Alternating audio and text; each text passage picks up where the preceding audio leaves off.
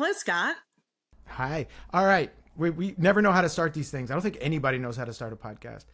And we definitely don't. I prefer jumping in mid-conversation.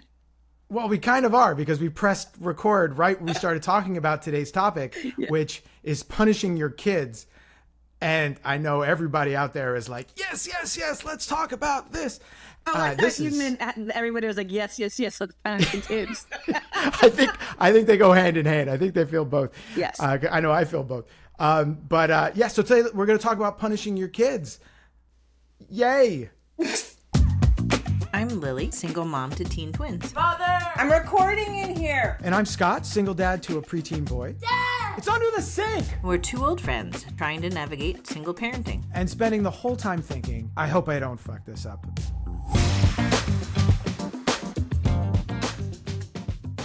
Well, I think what we can talk about today, and we'll talk about our parenting fails first, which for mine actually has a little bit something to do with punishing your kids a little bit.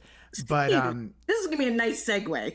Yeah, we're going to be pro segwayers this week. Well, let's talk about parenting fails first. Let's get this out of the way because I need a little forgiveness in my life. Please hit me. I mean, I'm going to hit you first. Not for punishment. Yeah, I'm not.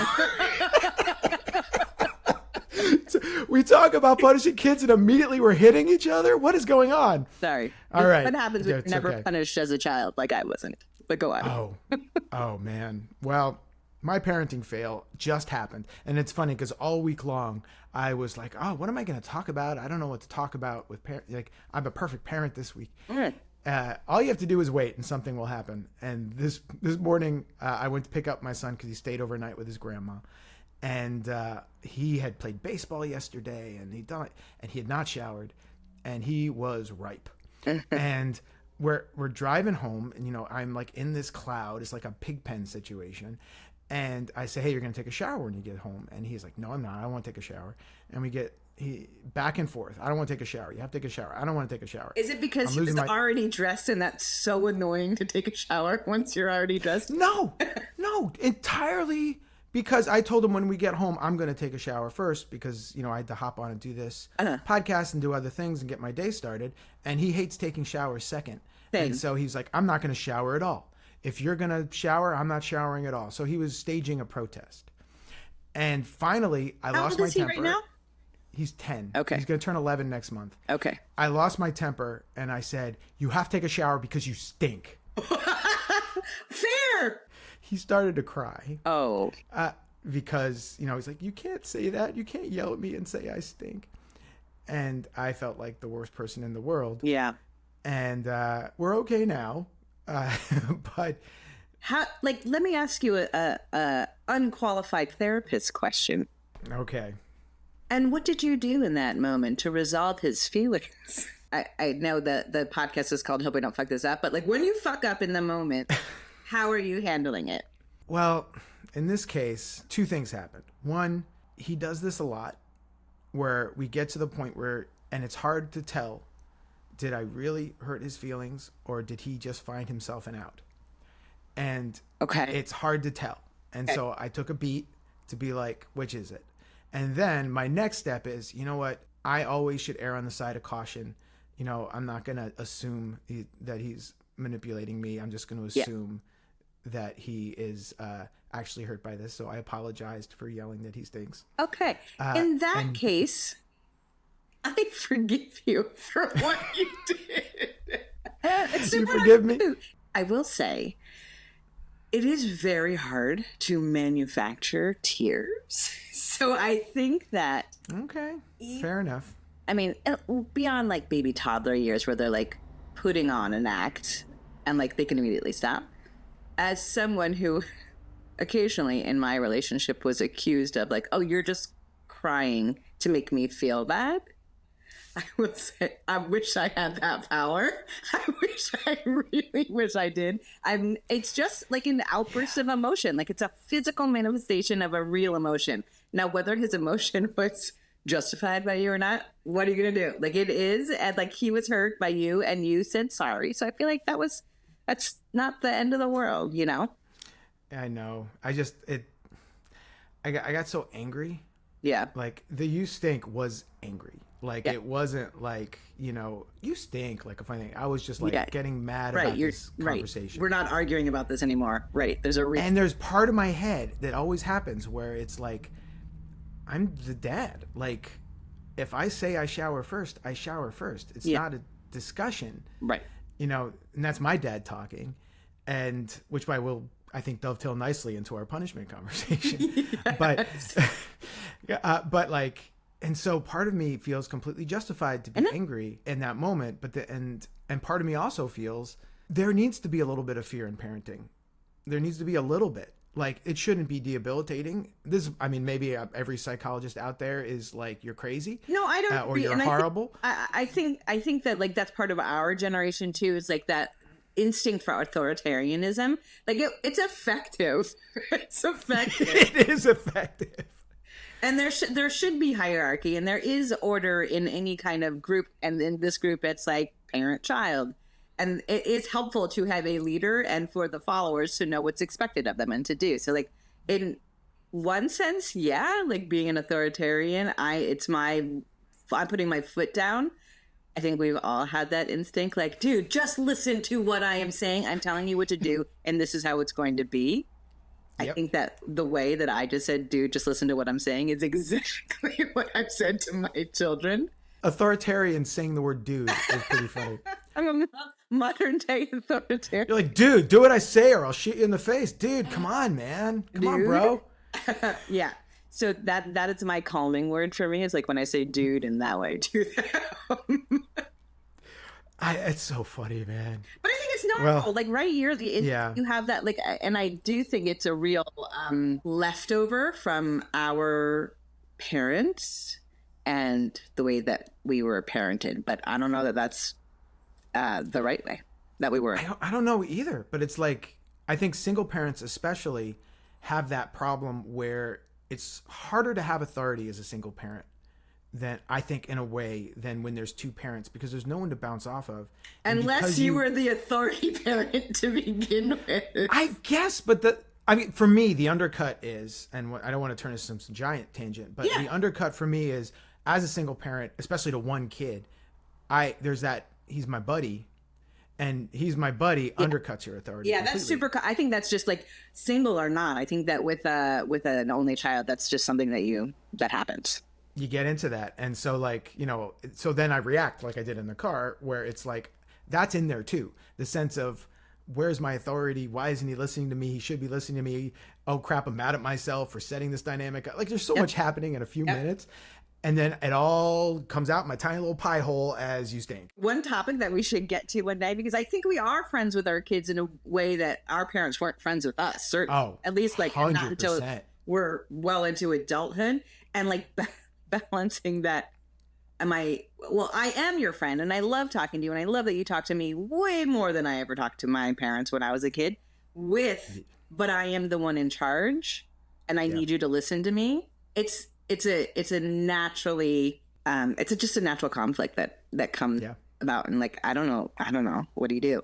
I don't know. That's one where I would love to have a guest on to help talk to us about it. I think that would be a lot listen, of fun. If you are an expert and you know what to do, please comment, get in touch with us. We would love to have you on. Yes, and we're posting this stuff on social. There's a way to have this conversation and continue it. Please, let's have that conversation in the comments. We want to hear what people have to say about this, whether you're an expert or just somebody who has lived this. Like the idea of expertise, there's real value in volume of data. So like, that's what a real expert who's really dealt with huge volumes of data, but that doesn't undercut your individual experience. And we'd love to hear your individual experience. We're both doing this for the first time. No matter how old our kids are, like he's got a 10-year-old for the first time. I've got 17-year-olds for the first time.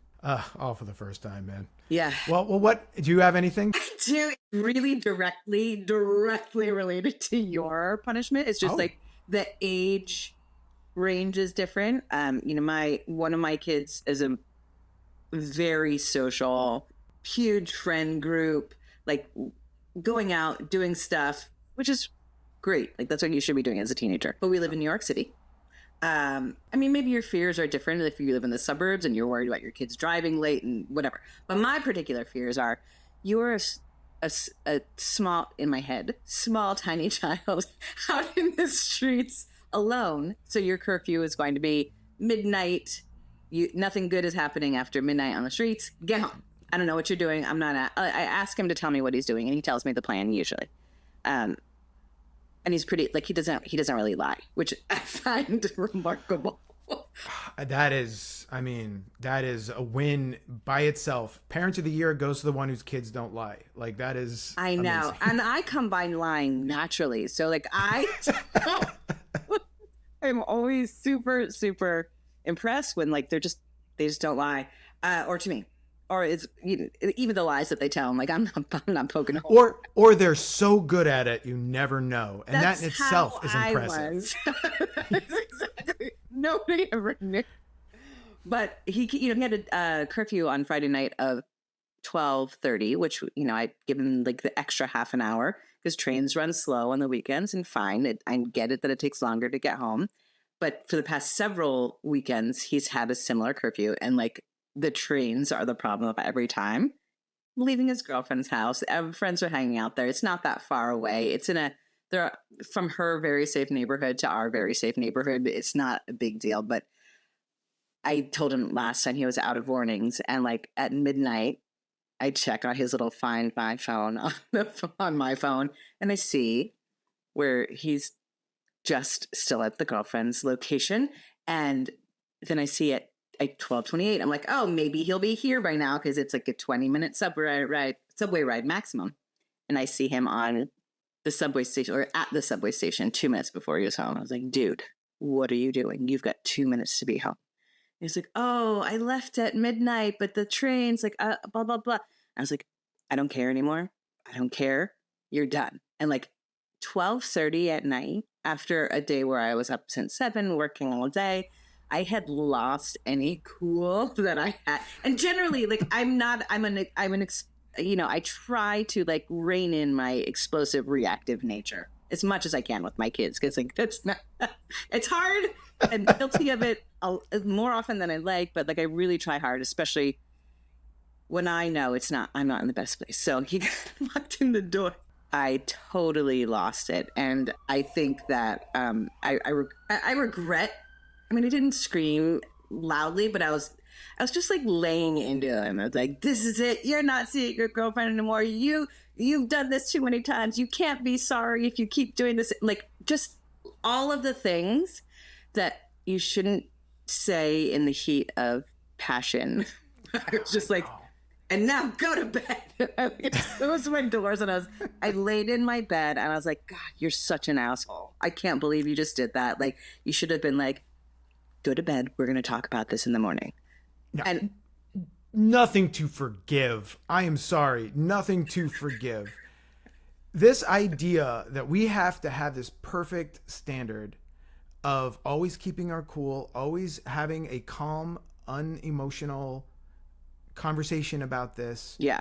It's a fiction that nobody can hold to. Yeah. And I think the thing is not, to me, the thing is not, oh, did I lose my temper and say what I should have said with a calmer tone? Yeah. The thing is, don't say the thing you shouldn't say. Yeah. Like that's the thing you hold back. You don't, in the heat of the moment, you don't yell, you stink. That's the thing you don't do. The thing that I did say that I do feel. Oh, okay. There is something in there. All right. It's coming to me now, like in recollection. I did say, I worry about you even being able to take care of yourself. You can't even look out for yourself. And I was just like, oh, but he can. Like, once again, nothing to forgive on this one, really. I know he's a fully functional human being and he's about to be out in the world on his own soon, but like... The thing is, you were angry about something he did, and the calm conversation doesn't have the same oomph as the showing how he made you feel. Uh-huh. He came in the door with like super puppy dog eyes, like... Yeah, because he knows. Between his legs. He knows. And if he came in and you were calm and just said, go to bed, yeah, it's letting him off the hook a little bit. Yeah. He's like, oh, the thing he's afraid of happening didn't happen, and tomorrow we'll have a calm discussion. Right. That's true. That's the point. Okay. So there has to be consequences. Yeah. This goes perfectly into our punishment conversation. Yes. So we're talking about punishing today and how we should be punishing our children. And it's such a fraught conversation. We all grew up, those of us that are, I would say, Gen X or elder millennials, we grew up with baby boomer parents. Baby boomer parents, the way they punished was a way that in which now, hell, I've heard words like barbaric thrown around and words like, like abuse thrown around, the way that we were punished. Yeah, well, the fear did keep me in line. Yeah, well, and the thing is, it's effective. Is it the only thing that's effective? Yeah. Which, the common conversation now is that it's not the only thing that's effective. But then the question becomes, do you veer so far in the other direction that you're no longer effective? Yeah, there's definitely stuff. I've got psychologists that I follow on, kid psychologists on Instagram that I follow. The way that their gentle parenting is sweet, but all I can do is think, you're going to make a bunch of little monsters. It just feels like that. And, maybe that's our own block because we were brought up, and I don't know quite how you were brought up, and maybe we can start off by just saying how we were brought up. So how were you, what was your parents' kind of ideas around punishment? So I think what worked for me was I had there's a big age gap between my sister and my brother, who are 6 and 7 years older than me. So they were very, very close in age. And I've got a Middle Eastern father who was very authoritarian. And my sister and brother were bad. They were bad. You're like, no gray area there. They're just, they were bad. Well, my brother would I think the first time he ran away, he was, I think 4 or 5. And he went to the corner with his little bag of stuff, but wouldn't cross the street because he wasn't allowed to. But that is it was, and then got hit by a motorcycle on his bike. And there was just it was just everything you imagine, all the trouble that you imagine going through with a kid, they put my parents through. I was the youngest, and I think innately aware of how to control human beings.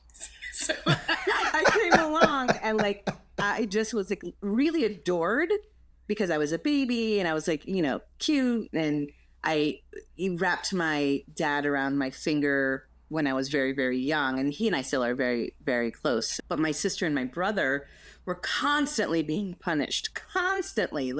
I remember fearing the belt, which my dad had. He used to take his leather belt and put it in a loop and do that snap thing. Do you know the thing I'm talking about? Oh, Big do crack? I know it?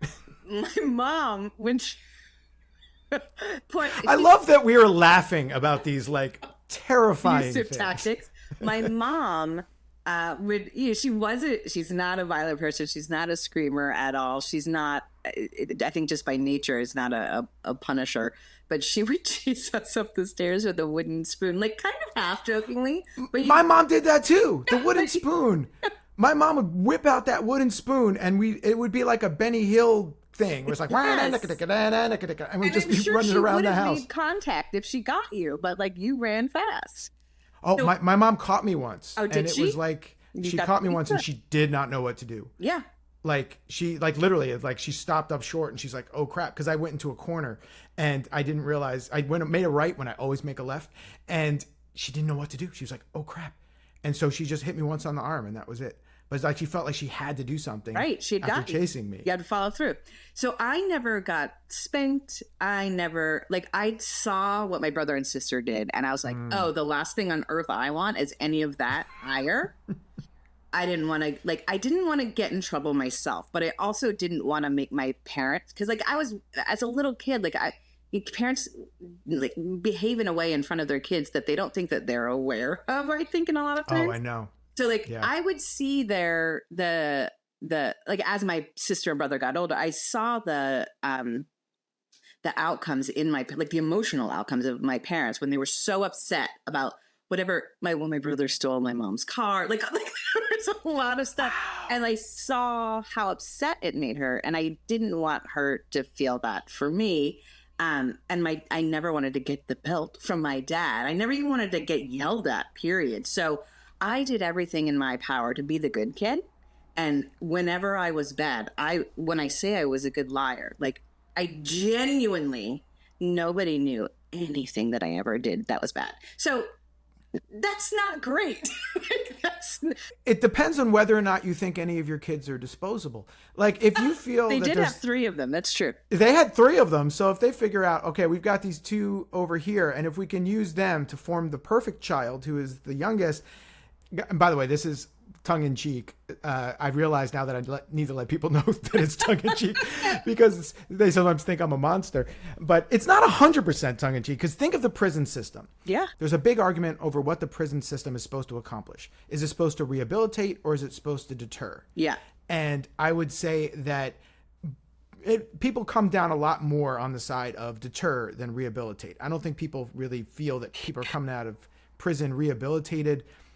Prison is there to tell other people, don't do it. And well, I mean, that's the argument anyway. Yeah. The argument is, what is it for? And you fund it differently if you have those 2 different ends. You like support it. I personally feel like it should be for rehabilitation, because deterrence only works in certain situations. What's funny is your parents are firmly on the side of deterrence, right? Like maybe not on purpose. No. Maybe not on purpose, but it worked. I mean, I did get in trouble. Here's the problem. The other side of that is I did do things that were bad. They just never knew. They never knew. So it doesn't mean like their deterrence didn't make me a better person. It just made me lie to them. And I think that's like a common argument. Oh, so interesting. Yeah, that's a great point. Right? Like that's a common argument. Like when I see other like parents of teen moms, like, or teen kids, parents of teenagers, post these stories about like, I told my kid that it doesn't matter if you're stuck in a place where I don't care if you're drunk. I don't care if you lied to me about it. If you feel unsafe and you're drunk and you need me to come pick you up, or like you worry that somebody slipped something in your drink, and even though you shouldn't be drinking, I want you to know that you can call me and I will come get you. No questions asked. Like I am firmly in the belief that I feel that way too. And it's how I would want my kids to behave. I was not that kid. And there were incidents where we got into dangerous situations, ended up at the hospital. And the question that I asked the doctor, I was 17. My friend took me to the hospital because I thought I was dying from whatever we had just done. And I asked the doctor, does doctor-patient confidentiality apply to people under 18? And the doctor said, it does. But I strongly suggest you tell your parents what happened. And I said, I won't be doing that, and you won't be either. Oh, wow. I lied to them like in the hospital. I never told anybody the truth. It was probably endangered myself. It scared, whatever, like I learned my lesson, but I would hate to think that my kids would ever behave that way. I'm so glad I'm hearing this, to be honest, because I honestly was on the fence about some of that, because it's like, oh, well, you know what, if it, because my brother was the same. Like I was the one who was punished. My younger brother was the one who, I would be so mad that he wouldn't get punished, but he wouldn't. But I found out later that he had lied about all of this stuff. And I didn't lie. I told the truth about almost everything, not everything. But I also didn't get into trouble really the way he did. Yeah. But I never really put that 2 and 2 together until you just said it. Yeah. Of like, that the environment of fear around punishment, the larger cloud of fear around punishment will shape you into someone who doesn't trust. Totally. And so, and I would argue that single parents need trust from their kids. We all need trust from our kids. Yeah. But we are dead without it. Yeah. Like, it's just, you need them as partners. Yeah. And when you don't have that trust, it kills that. Yeah.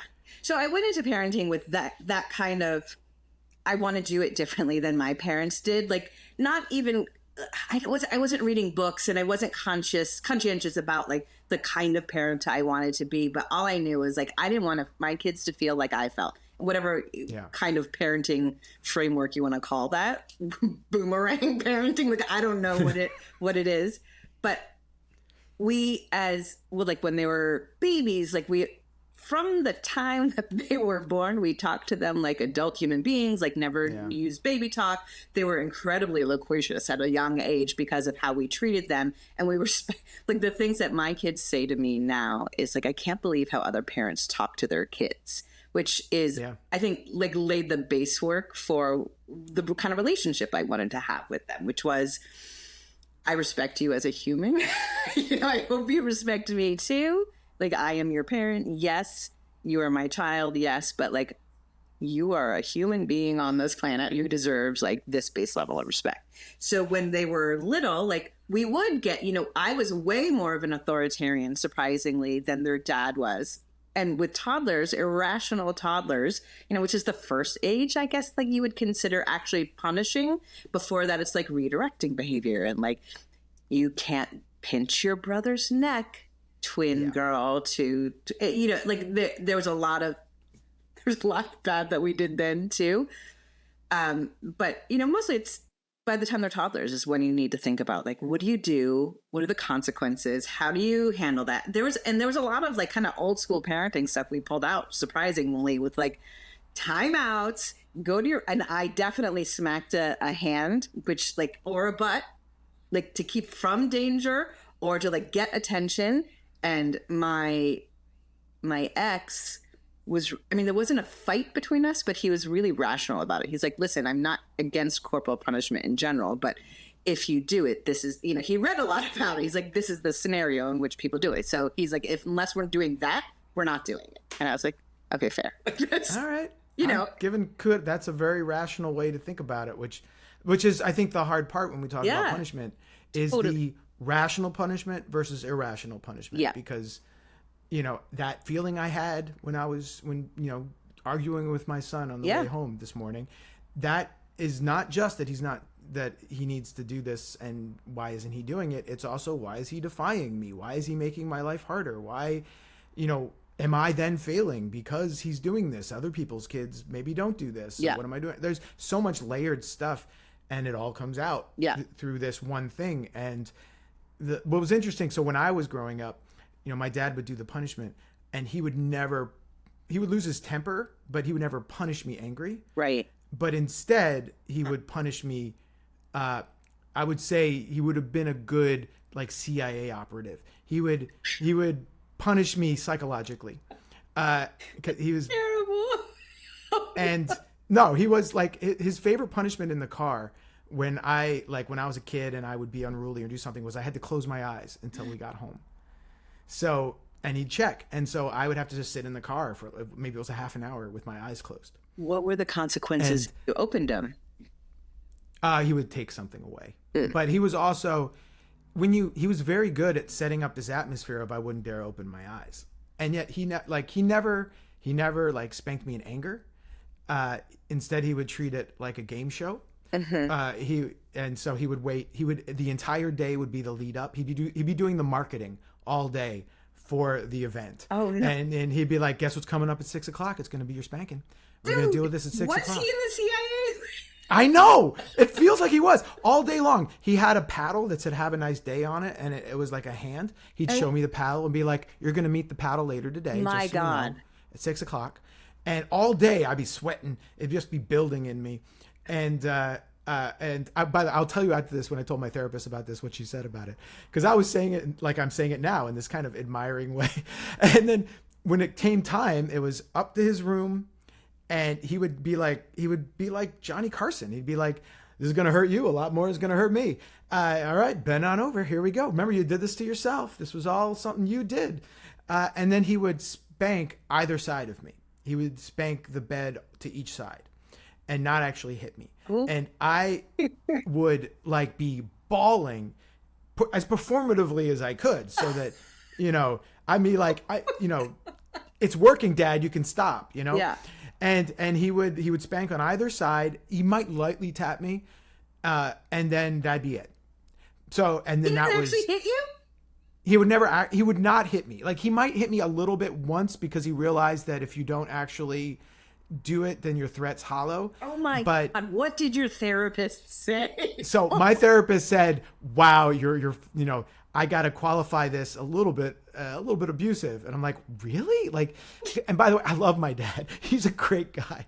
But she said, he turned a punishment into a day-long event. Yeah. It's honestly torture behavior. When you torture someone, that's how you do it. Yes. You tell them that you're going to come back later with the pinchers. You let them sit with it. You leave the pinchers out so they could stare at it all day. Like, it was that kind of behavior.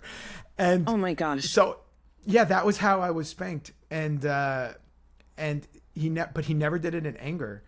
And so I feel like he misinterpreted the kind of advice that people generally mean when they say don't punish in anger.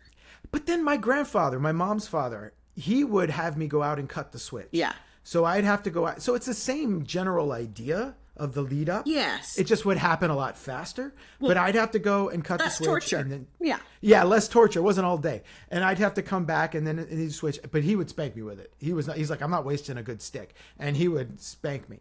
But I guess that's the greatest generation, and that's how they do things. They make sure that if they're like Hedda Gabler, right? If we're gonna have a gun, that gun's going off. Right. But my dad, like, he was impressionist. He's like Hedda Gabler's that we're not. I want to hug little Scott on that. Oh my God. And well, here's the funny thing. My sister was a little older than me, but she's neurodivergent. She's I would say on the more stronger end of neurodivergence. And so she would not fall for any of it and wouldn't care. Oh. And she'd just be like, listen, you gotta spank me, motherfucker. Like, she would just not care. Yeah. And so my dad would like spank her once and then just give up because it's like, I don't know, none of my shtick is working. Yeah. I, on the other hand, was like his perfect audience for it. And then my brother, who's 5 years younger, never got spanked once. That's so interesting because the thing that, I hear other parents do with their own kids is like you said, like what happens, what's the consequence? They take something away, which is like a tactic that a lot of parents use because it feels like A, the easiest thing that's not a physical punishment, B, something that's going to actually hurt them. My children never cared. They're like, I know. Okay, well, no iPad, we'll just do something else. And I'm like, does not work with them. But is that the consequence of treating them like adults? Like, I don't know. I mean, there's a yin and yang. It's like you treat them like they're valued, like working members of your household. Yeah. So does that, you're giving some of the power away by doing that, and maybe you just have to live with it. You say that the takeaway doesn't work. Yeah, I would much rather either give the power away and have like a team effort, just as a household. Well, your kids are old enough now. My son's getting there. I would say we've both probably parented in response to our parents. Totally. I have only ever hit my kid out of anger once in my life, and it was because he smashed my fingers in the door, and because he was like, slamming his door to his room, he smashed my fingers, and I whacked his shoulder. I wasn't even thinking. Reacted. And he had like a little panic attack, and he brings it up now all the time. Like, remember that time you hit my shoulder? Yeah. That was 6 years ago. He brings it up all the time. But I've so much guilt around that. But that's the only time that I've ever done anything like that. And it's like, so it's like in response to our parents. But now I look at what kind of kid he is, and I'm like, he is, my argument this morning with Spanning, he is a kind kid. He is a good kid. He tells me the truth. He like treats people with respect. Like, the proof is kind of in the pudding, right? Like, we did it that way. Yeah. And not to say we're awful people. Yeah. But we did it that way, and it, the world is not burning down. Okay. Yes, and. All right, give me a yes and. I love it. I agree. I love my kids so much. And the thing that I say to people all the time, like, we're going to talk about this on a future episode about rotten teenagers. But the thing that I say about teenagers all the time is I love teenagers. Like, I think they're awesome. I especially love mine. I enjoy the hell out of my older kids compared to when they were younger. Like, I really, really, really love it. But there are times when we need to do something. Like, what are the consequences when you've created this situation where you've got these really great kids, but they mess up or they do something wrong, or they're purposefully hurtful or bad, or like whatever. They're human beings. They're going to, make mistakes like we all do.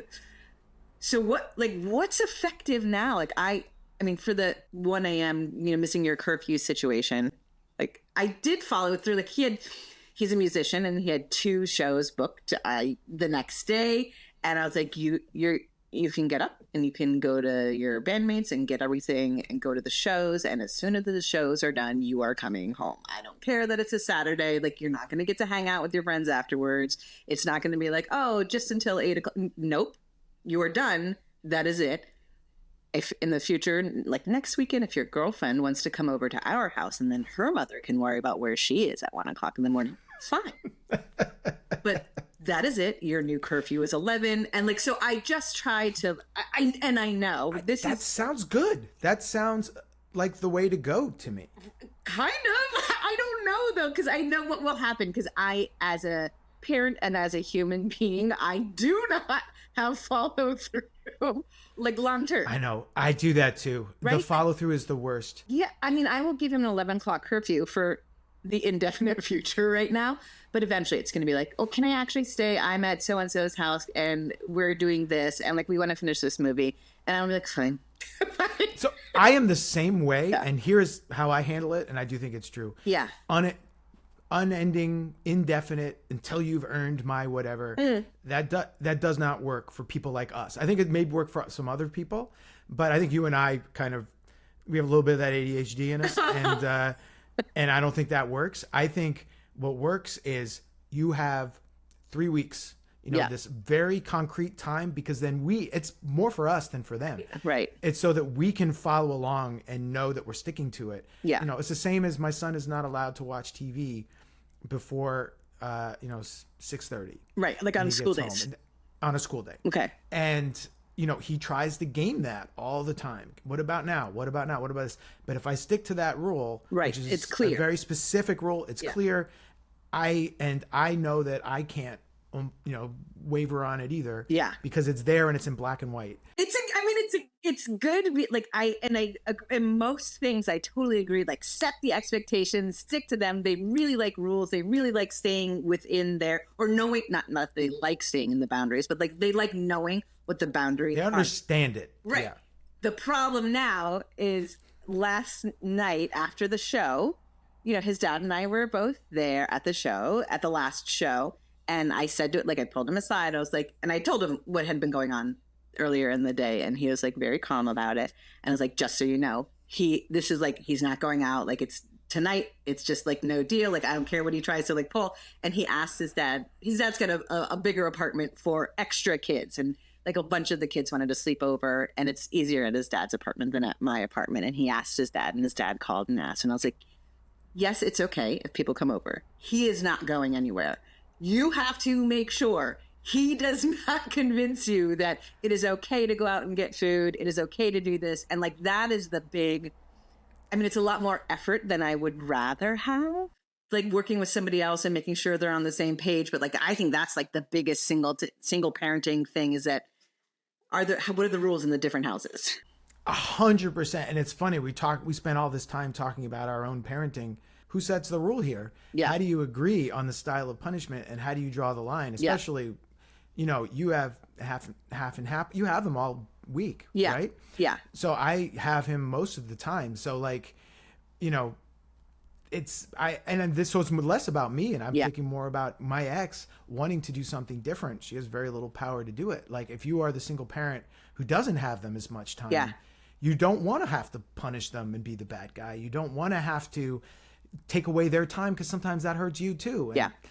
And there's all these, like, how do you get on the same page for the sake of the child when you don't even agree on why you're doing what you're doing? Yeah. And mine was, like I said, like when we were together, I was always the authoritarian, and he was always the, I don't know what you would call the easier parent, like the fun. He was the fun parent too, but like, I don't think the fun is the problem. It's just like there was not a lot of clarity around rules with him. And so now that our houses are split, it's like I've got very distinct rules about like when you have to be home after school, when you have to be home on the weekends, like what, and what the rules around living in our house are. And he had a very different upbringing, and his parents were teenagers when they had him. So it was like Oh, wow. His own parent, he's whiplashing from a different kind of parenting than I am. Together, we actually did create a nice balance in our kids. Like, it wasn't something that we argued about a lot at all, ever, if ever. Yes, that's a lie. There was sometimes that we argued about something. But I'm like, you did split. that is not There were some arguments. That was not our I know. I'm just joshing. But when you have like the easygoing parent who will like pull the authoritarian parent that I was aside and be like, it's fine, you can just let it go now, like let them be, like that is a nice balance to have.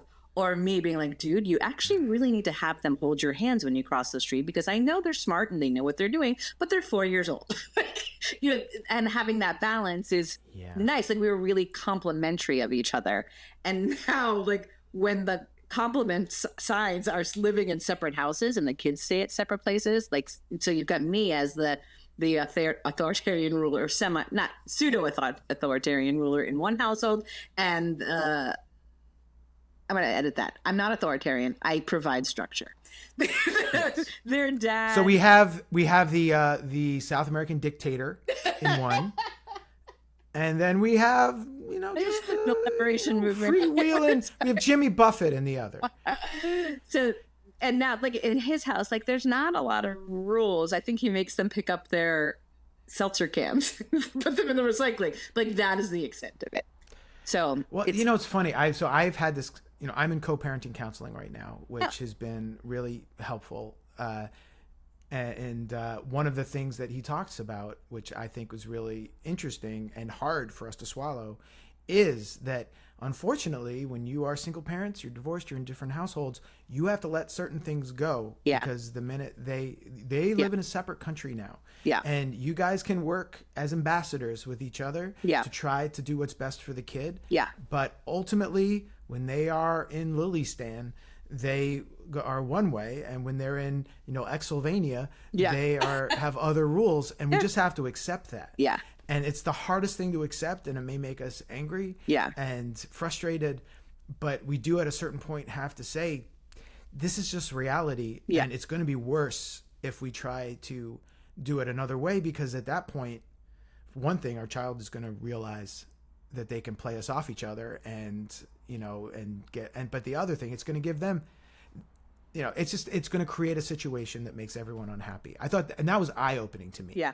Well, and especially for you, like you separated when your son was rather young. 4. Ours were 13 at the time. So like it was a different, like there was like just a different awareness and conscientiousness around like what the kids could do in different households in what ways. And so I would imagine younger actually makes it harder because they're... Yeah, it is harder. I mean, I think little kids by nature, this is not an impugning of little kids, but people have a problem with this word. I'm going to say it. No, they manipulate their parents, they manipulate. Right? Like they manipulate. They learn your behavior and they know what works for you and what works for your ex and what works on school. Like it's not... Maybe that's not technically manipulation. It's just like learning your environment. But that is something that I think that if you've got little kids and now 2 very different households, that they will immediately latch onto. And they do. Yeah. They 100% do. And they do as it echoes out, because what do you do when they're with their grandparents? What do they do with their uncle or aunt? Like, my son spends time with both sets of grandparents. He spends time with his aunt, like significant time. Their rules are different in each house. Yeah. For me, the thing is, if he is with someone who's on my side of the family, I lay down my rules and I work that out with my side of the family. She works it out with her side of the family.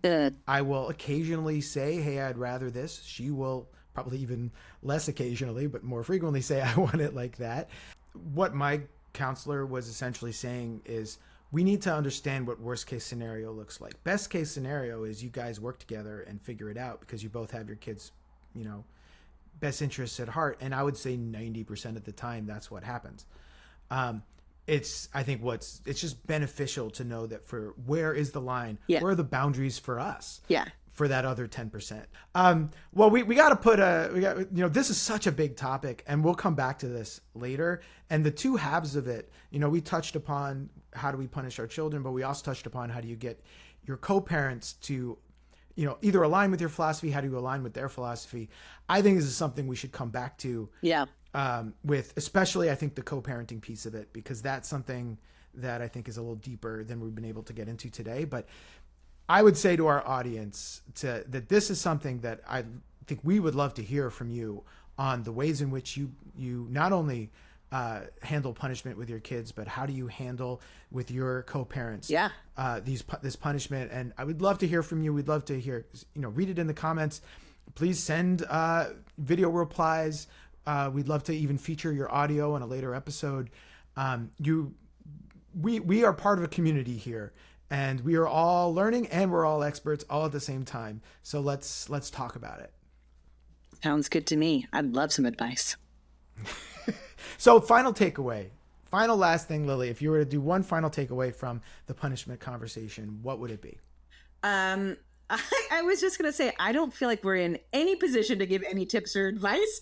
What I do feel like is that knowing that we're all kind of sailing together just makes me feel better. Like knowing that your kid probably isn't bad. They're just like learning, and trying to keep that in mind as you're punishing is maybe the right thing to do. And I'll make an effort to do that myself. But don't listen to me. Like, tell me. Your advice is you just wasted 40 minutes of your life. That's your advice. No, but I genuinely think that like having company in this sort of thing, like, will give you ideas. It will make you feel less alone, and it will make you feel maybe less bad about yourself. I that's what I would come around to the sense of, your kids. You're that one thing that you do that maybe you're ashamed of later, that one punishment and anger, that one thing that you do that was ineffective.